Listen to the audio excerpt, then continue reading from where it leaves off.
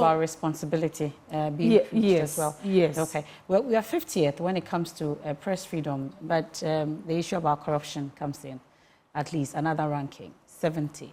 Really, how are we hoping to replicate same, at least, to change our figures when it comes to corruption? There's been talk about the fact that we are really not fighting this menace. It doesn't look like we are able to fight corruption. It looks like it's that rather fighting us. I'm sure you're concerned about that. You know, the issue is that when you look at the rankings, it has to do with corruption perception.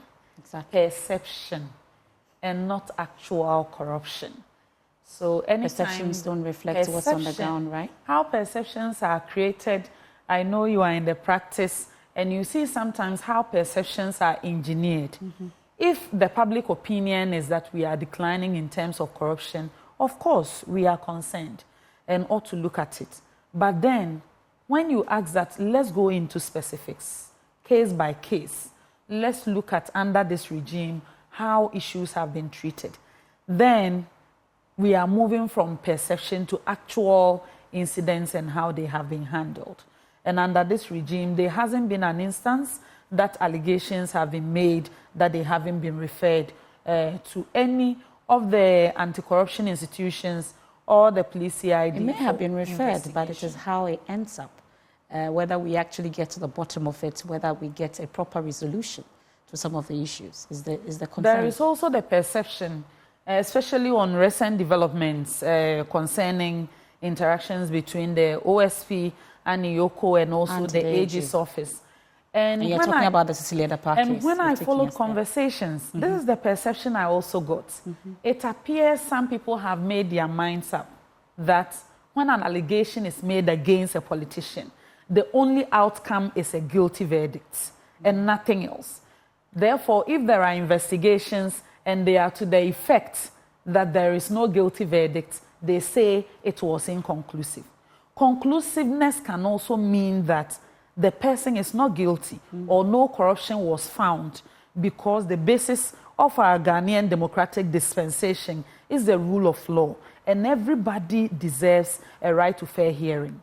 So it shouldn't be sufficient that today MFA will say Fatih is corrupt and it's okay, and then we have to use every arsenal to find something about corruption. So it's not like we just mentioned or somebody just got up and said Cecilia Dapaah is corrupt or anything for that matter. At least we saw some cash unexplained.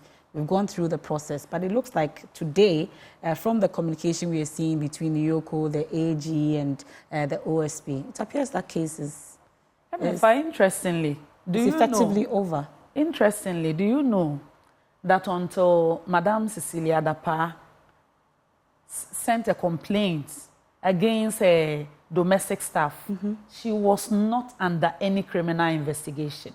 In fact, she was not under any lifestyle audit. In fact, she did not even have a reputation over the period that she has been in politics to be involved in any corruption activities. In fact, in that case, she was a complainant, not an accused. It is only because, as a law-abiding citizen, she had an issue, a domestic issue, and felt that, let me take the matter to the police service and make sure it goes through legal process. And then she made full disclosures to the court, voluntarily. The disclosures were made by herself and her husband. There was no instance or incidents concerning maybe during her period at the Ministry of Sanitation, there was an investigation into contracts she has awarded, and maybe there is the concern is the unexplained cash, the amounts of money involved. I'm saying there can be another conversation about people keeping money in the house. There can be another conversation about that. But the issue about unexplained is something that is contentious here. Because you saw the final report of the Office of Special Prosecutor. They took 7 months to investigate. They did interviews. They subpoenaed. They made people bring documents. They investigated. And they did not find corruption or any incidents of corruption. That was the outcome. It means she was able to explain the money.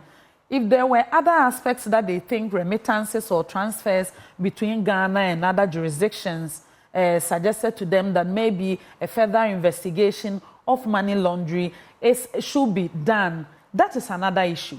But we cannot shift the goalposts from the fact that this whole investigation and noise and she being on the front pages was the fact that we were alleging or impugning some corruption or corruption-related activity on the woman.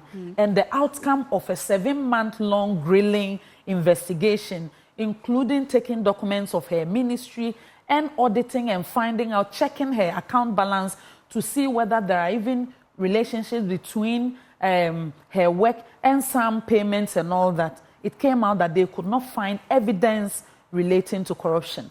So we cannot sweep that under the carpet and all of a sudden say that, okay, we should move the conversation because we didn't find corruption, but we must find something against it. That is why I'm saying that the moment we subject ourselves to the legal process and say that we should go through it, we should not presume that the only outcome the nation must get is that a guilty verdict is produced. Is that case effectively over from where you sit? From where I sit, what I've seen is Iyoko doing a preliminary assessment and also writing some documents we've heard from the OSP as well. Yes. So it depends on the security agencies and also those with prosecutorial powers.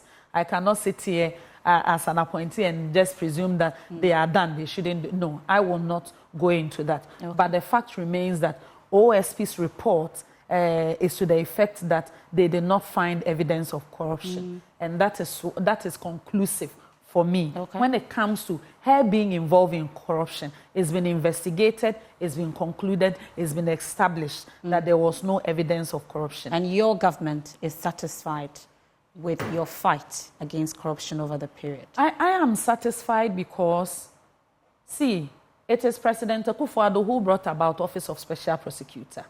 Everything, fact-finding, cases they've pursued, whether against government or anything, is in their capacity based on the provisions of the OSP Act. They have acted autonomously. I don't think anything beyond bursary support from government machinery You've heard the complaints.